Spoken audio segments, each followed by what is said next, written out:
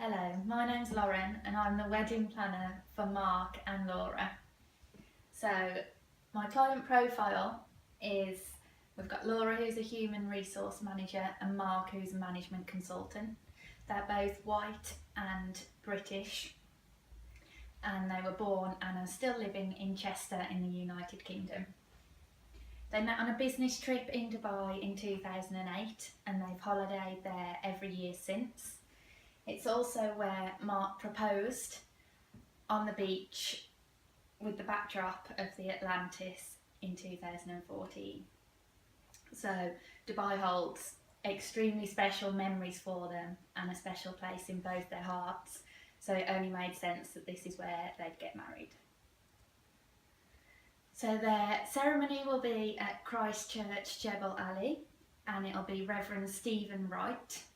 They'll then continue on to a blessing on a private beach in front of the Ritz-Carlton Hotel and their evening reception will be held at the Ritz-Carlton. They then decided to have a second wedding reception back in the UK and that'll be at Roton Hall Hotel in Chester with all the friends and family that can't make it to the wedding in Dubai. So as you can see from the picture, Dubai is a magnificent place to get married. Lots of sunshine, lots of lovely beaches and exceptional hotels.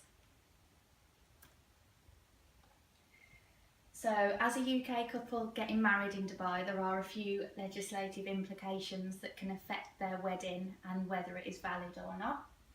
The legal age for marriage is 18 years. They must not be related. They need 2 witnesses that will show ID.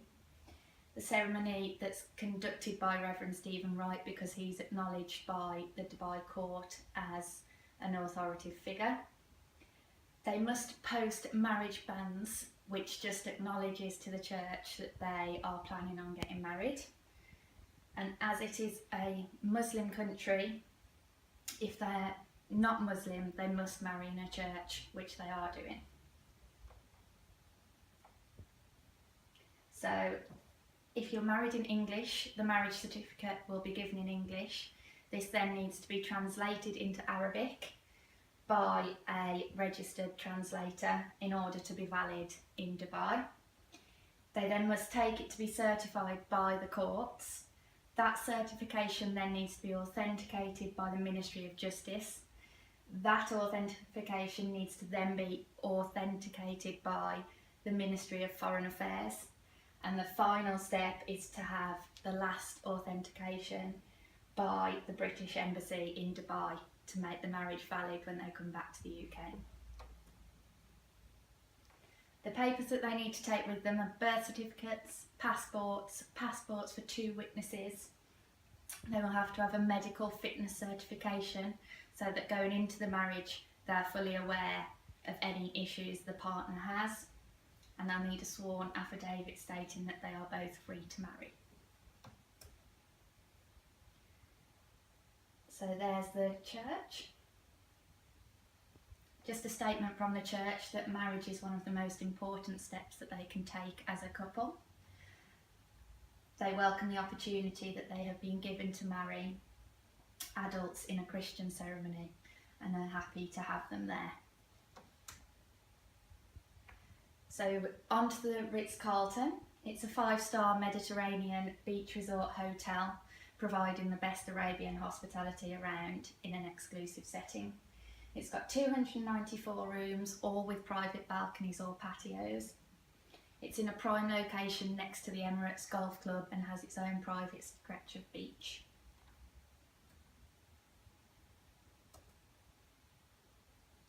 So they're planning on holding the blessing from the church on this beachfront here.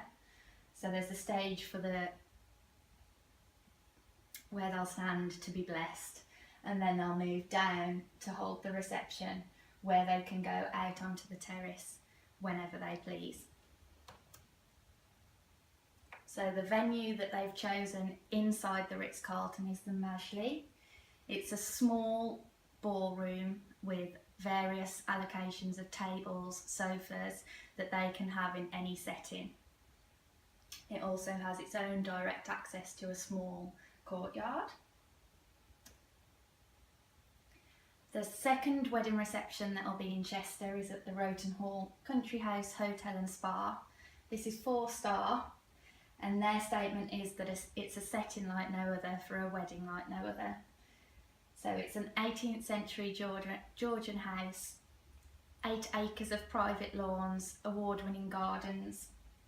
It's available for exclusive use, and they offer exceptional, exciting cuisine with their own homegrown produce. The venue inside the Roton Hall Hotel that they've chosen is the ballroom. This is the only place that could accommodate the 200 guests that they're planning on inviting to the second reception. As you can see, it's an elegant and grand space. It's got large doors leading through into a conservatory, and again access to a private garden. The theme that they have chosen for their wedding is classic and romantic with a touch of glamour and elegance. It's inspired by the love that they have for each other, and they want to replicate that feeling in the wedding theme. The decor that they have chosen will complement the beauty of both venues in Dubai and in the UK. And the colour palette that they've chosen is pastel pinks, classic gold and cream. So for the decor, lighting, they'll have fairy lights and there is a chandelier in the ballroom. Each reception will mirror each other exactly, or as much as they can. So what they have in Dubai, they will try and recreate when they have the reception back at home.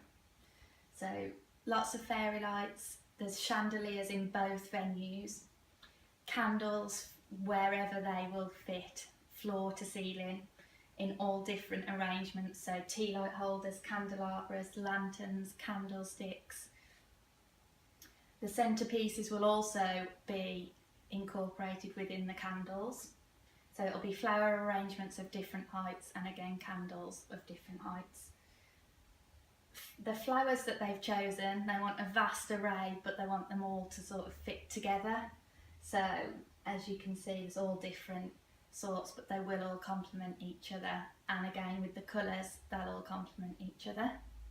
The tables will be laid with white linen tablecloths, pale gold table runners, white and gold dinnerware, pale pink napkins, and in each napkin they'll tuck a single sweetheart rose to mirror the flower arrangements around each venue. Other little pieces that they've decided to add to make it more personalised, they will engrave each champagne flute as the favours for the guests with their names on. On each table there'll be a framed firsts, so it'll list the couple first dance, first date, first kiss, photos of them in that moment, so that the guests all feel part of the journey to where they are today. There'll be a bit of an alternative take on the guest books, so they will have anniversary jars for their first anniversary, 5th, 10th, right through until 50, and each guest can write a message if they wish and pop them in the jar. Then they will have a photo guest book, so guests can take photos, stick the photos in and write the message underneath.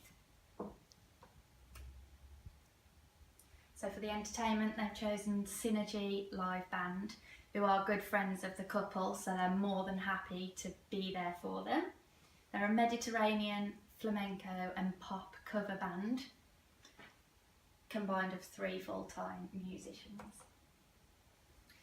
They have chosen to have the full package from Synergy, which will include the entrance of the bride and groom at the second reception, 1 45-minute set during the drinks reception, background music during the meal, and then a lively evening set followed by a disco. So the catering, Dubai and again the UK will be very similar. Dubai, there'll be a drinks reception with rosé champagne and pink lemonade, followed by a 3-course sit-down meal. In the UK, again a drinks reception, but the drinks will be a little bit different as the couple have come up with a cocktail list of 4 different pink cocktails in keeping with the theme.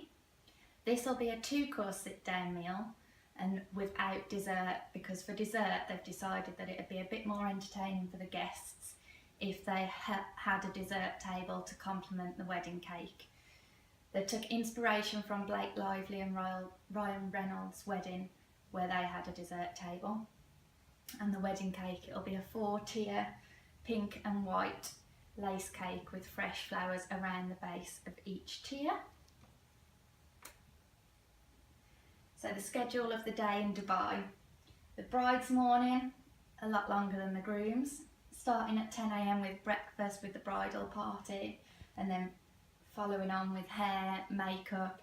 The photographer is due to arrive at 11:30 to catch the last shots of them getting ready. Once everything's finished, the bridal party will dress, and then they have a 15-minute interval where they can just have a bit of a toast, a glass of champagne, and it'll give the bride a chance to compose herself. The groom's morning starts a little bit later at 11. They will meet for breakfast in the hotel with all of the men from both families and the male guests that are joining them for the wedding. The groom's party will then begin to get ready at 12:30, and at 1 o'clock they'll join all of the other guests in reception for a drink, and then at 2 o'clock both parties will come together and make their way to the reception to the ceremony at the church by taxi. So 2:30 arrival at the church, and at 3 o'clock the ceremony will begin. Then at 3:45 it will finish, and they'll have all the photographs taken in the church, outside the church with the guests. They've given half an hour for that because there's only 20 guests in total, so it shouldn't take too long to get all the shots they need. The guests will then start to make their way back to the Ritz for the drinks reception, and then 15 minutes later, after Laura and Mark have had some photos on their own, they'll make their way back to the hotel. Followed by welcome drinks and canapes, and then the beach blessing will commence at 5:30, and after the beach blessing the wedding party will make their way back to the hotel for the evening reception. So there's a drinks reception, then the guests will be seated, followed by the serving of the food. At 7:15 there'll be a welcome speech given by the father of the bride, followed by a short toast from the groom, through to 9 o'clock where they'll have the first dance. Guests will then be invited to dance, and the music and dancing will continue until 12:15 and the reception will finish. Again, the schedule of the day in the UK will mirror that of the schedule in Dubai, starting from the drinks reception, because they're not holding a ceremony in the day. So the mood board. As you can see, it just all incorporating with the romantic theme, lots of flowers, lots of candles, as that's the way that they're going to include and tie it all together.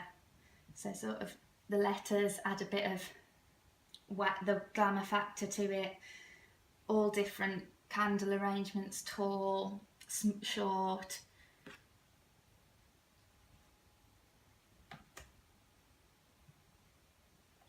So just the drinks and the food. This is the celebrity wedding inspiration that they have taken in the top left corner. So the cake sits in the middle of the dessert table. And again, just a bit more to go with the theme. So on to the budget breakdown. The budget that Laura and Mark have given themselves for the day is for both the day in Dubai and the reception back in the UK is 20,000. The total I have tallied it to is 18,378, and each individual item has been costed appropriately. The reason they've budgeted 20,000 is just to allow for any of the backup plans or anything that may go wrong that they may need to rethink or may need to get extra of, and it just gives them that bit of leniency with all the details. again, continuing the breakdown. Finally, my fee as a wedding planner, I've asked for 15% of the wedding budget of 20,000, so the total fee for myself will be £3,000. Thank you.